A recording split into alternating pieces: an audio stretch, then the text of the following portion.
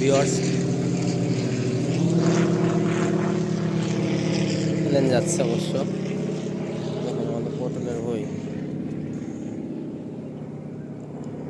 পটল চাষ বর্তমানে সবচেয়ে লাভজনক, যদি পটল গাছে ভাইরাস না লাগে। এখানে আমি দেখাচ্ছি। প্রিয় ভিউয়ার্স, দেখুন পটলের সাইজটা দেখুন, অসাধারণ সাইজ।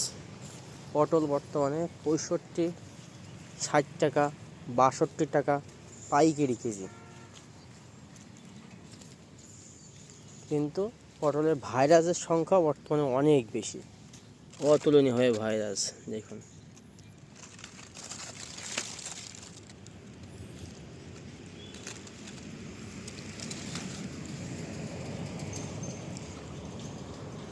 পটলের সাইজ দেখুন,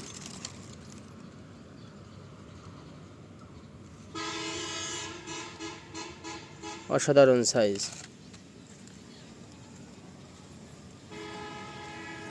আমাদের এই জমিটায় বেশ অনেক কয় জায়গায় ভাইরাস লাগছিল। সেই ভাইরাসের গাছ দেখুন, দেখেন এই জায়গাটা পুরো ফাঁকা, পুরো তুলে দেওয়া হয়েছে এই জায়গাটা। এই জায়গা, এই যে এই খোলটা, এই যে এই পুরো খোলটা সুন্দর ছিল, সম্পূর্ণ তুলে দেওয়া হয়েছে ভাইরাসের জন্য। ভাইরাস যদি না লাগে, পটল অনেক সুন্দর হবে।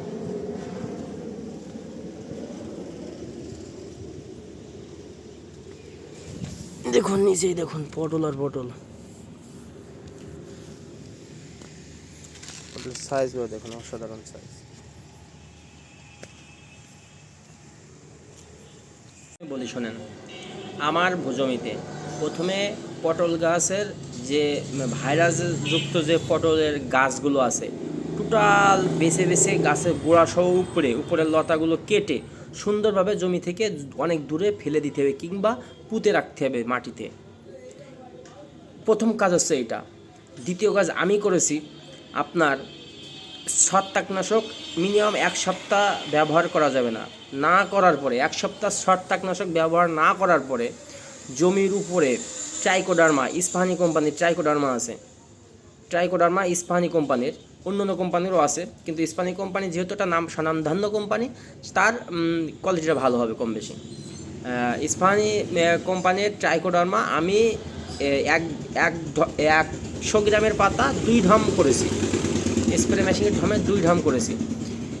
এটা জমিতে স্প্রে করতে হবে, সাথে কোনো ধরনের ওষুধ দেওয়া যাবে না। এমনকি ঢামটাও ভালো করে ধুয়ে নিতে হবে, যাতে কোনো ধরনের ওষুধ না থাকে। কারণ কোনো ওষুধের সাথে কিংবা ছত্রাকনাশকের সাথে মিশলে কোনো ধরনের কাজ করবে না ওই ট্রাইকোডার্মা।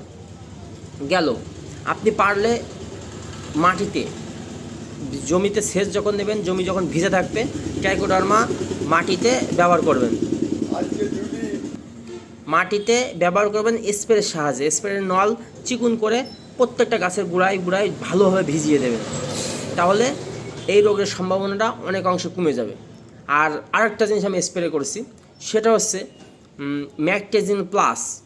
আমি একটা এগ্রোন থেকে নিয়েছিলাম, এটা রাসেল IBM-এর প্রোডাক্ট। এটাও বায়ো প্রোডাক্ট, নটে কোনো ধরনের মানে জৈব বালানাশক, এটা কীটনাশক না।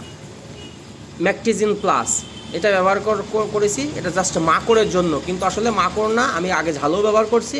এটা গাছ টুকরায় গেলে আবার নতুন সতেজ পাতা ছাড়ে। আমার ছাড়ার দরকার নেই। আমি চাচ্ছি যে আমার গাছে বর্তমানে হয়তো 20-30 গাছ লাগছে কুকড়া, মানে ভাইরাস। এই ভাইরাসটা যাতে পরবর্তীতে না ছড়ায়, যেই কারণে আমি ট্রিটমেন্টটা করছি। আপনারাও জিনিসটা ব্যবহার করে দেখতে পারেন, কম বেশি অবশ্যই কাজে লাগবে। ধন্যবাদ।